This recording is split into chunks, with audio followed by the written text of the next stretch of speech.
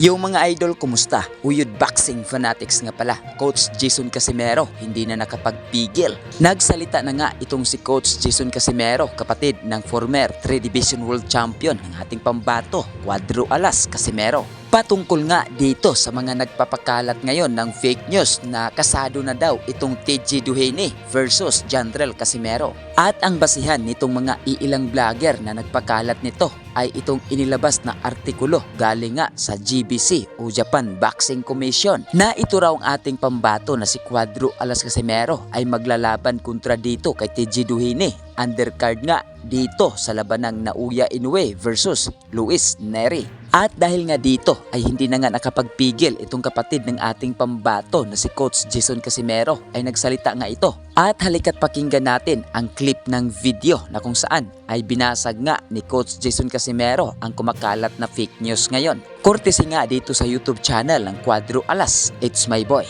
Yung announcement na pinapalabas ngayon, na dami na pong naglabas ng announcement na Duhene versus Casimero.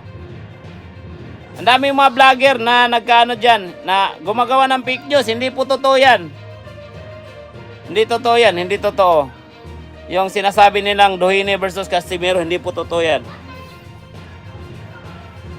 Yung mga vlogger dyan ha, yung mga vlogger na hindi pa po yan, siguro darating yung panahon na lalaban si Duhene at Casimero, pero hindi po sa undercard.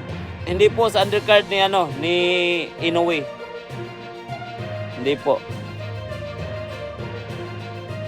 Hindi po, wala pong katotohanan yan yung lalaban. Siguro mag-undercard, pero yun nga, hindi po sa date ng May. Hindi po sa May. Siguro nasa June or July. Pwede. Pwedeng mag-undercard, pero hindi po sa May. At pwede ring lalaban si Duhene at Casimero, pero yun nga, hindi po sa May. Yun na, kasi si Inoue kasi lalaban ngayong May. Siguro kung ma-move yan ng June or July, pwedeng mag-undercard. Pwedeng mag-undercard si Casimero at Duhene.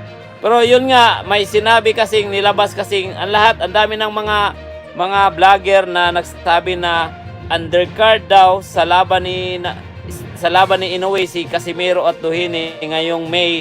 Hindi po totoo yan, guys. Hindi po totoo. Pwedeng mag-undercard si Casimero at Duhene, pero yun nga, siguro sa June or July.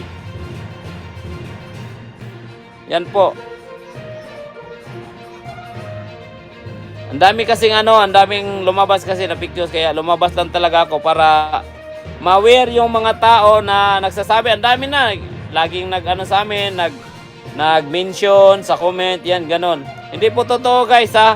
Yun lang yung binabalita ko, guys. Hindi po totoo na mag-undercard po.